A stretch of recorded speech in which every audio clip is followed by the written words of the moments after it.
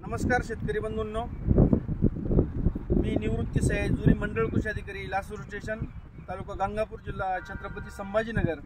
आज आपण श्री किशोर जाधव राहणार फतेहाबाद तालुका गंगापूर यांच्या अंजीर बागेत आपण उभे आहोत। किशोर भाऊ, आपण ओळख सांगा आपली।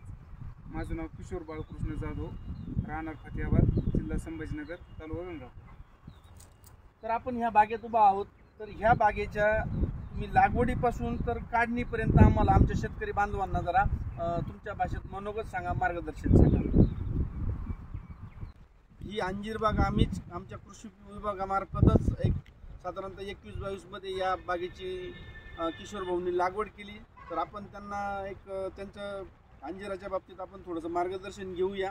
तर तुम्ही आम्हाला सांगा की आपल्या मातीची, पाण्याची, जमिनीची निवड करण्यापासून तर शेवटपर्यंत आपण आमच्या शेतकरी बंधूंना माहिती द्या।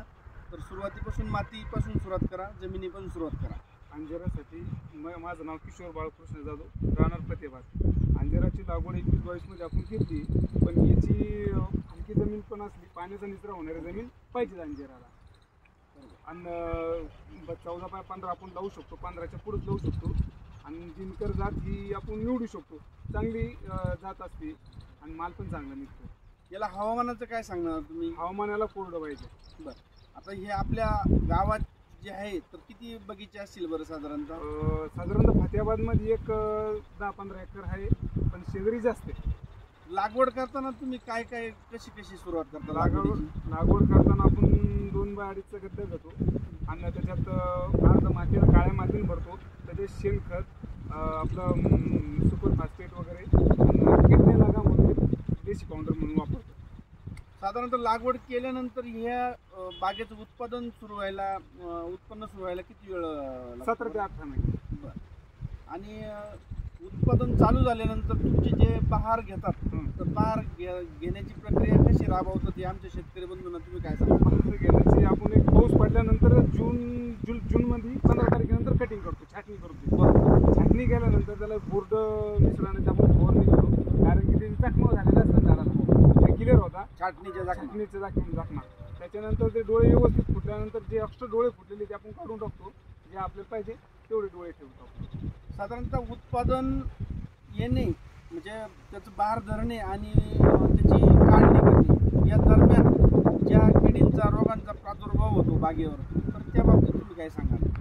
त्याच्यावर मुख्यतः 2-3च रोग आहे। एक थ्रिप्स, लाल कोळी,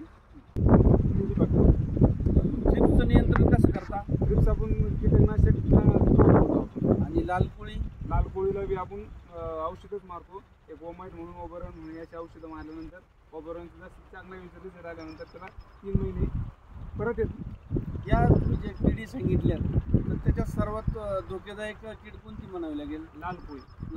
तिचं काय प्रादुर्भाव होतो फळांवर? फळावर त्याच्यावर क्रॅशेस पडते आणि पानाचे वाकडे होतं बघा। बरोबर, ते पाणी वाकडं बाजून आलं आणि उत्पन्नावर परिणाम होतो। आणि रोगाच्या बाबतीत काय सांगणार? हे झालं किडीच्या बाबतीत। रोगाच्या बाहेर त्याला तांबुरा म्हणून एक रोग, बरोबर, तो व्हायरस, तो असा आहे इथून उडून तो एक 500 फूट किंवा मग 1000 फुटावर पर्यंत पण ते दुसऱ्या झाडाला लागणं होऊ शकतं। त्याच्यावर ते कव्हर करायला लागतं आणि हे पान गळाल्यानंतर तिथं फळ लागत नाही। बरोबर, असं तांबुरा म्हणून।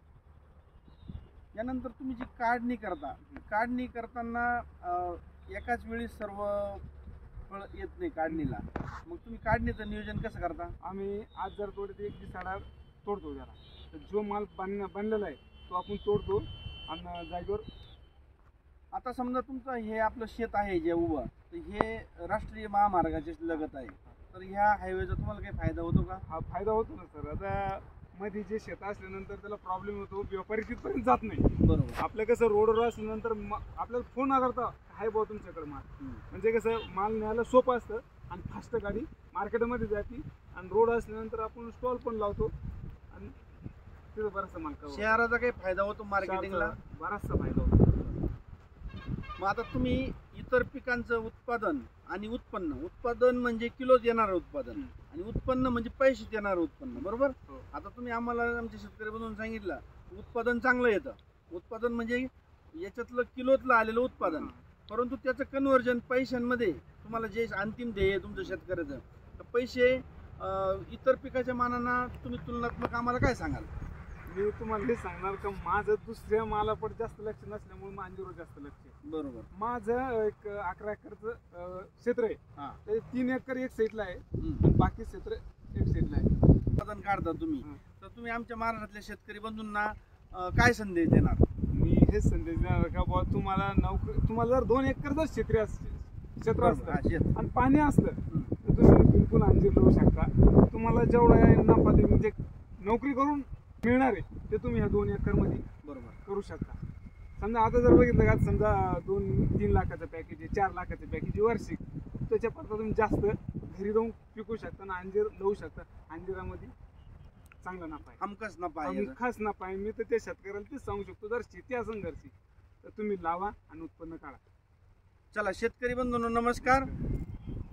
तर शेतकरी बंधूंनो, आपण पाहिलं श्री किशोर जाधव, फतियाबाद, तालुका गंगापूर, जिल्हा छत्रपती संभाजीनगर यांनी त्यांच्या दिलेल्या मुलाखतीतून नक्कीच अंजीर हे फळपीक कमी पाण्यावर येणारं आणि इतर पिकांच्या तुलनेनं जास्त नफा देणार आहे. त्यांनी सांगितल्याप्रमाणे जवळपास त्यांना दरवर्षी 12 ते 15 लाखाचं उत्पन्न या फळबागेतून त्यांना मिळतं. आणि दुसरी अभिमानाची गोष्ट म्हणजे महाराष्ट्र शासन कृषी विभागाने दिलेली महाराष्ट्र ग्रामीण रोजगार हमी योजनेतील फळबाग त्यांनी यशस्वीपणे घेतली, राबवली आणि त्यांच्या आर्थिक शैक्षणिक जीवनमान उंचवण्यासाठी, कौटुंबिक जीवनमान उंचवण्यासाठी प्रयत्न राहिलेत. असाच आदर्श सर्व महाराष्ट्रातील शेतकऱ्यांनी घ्यावा ही मी अपेक्षा व्यक्त करतो. थँक्यू.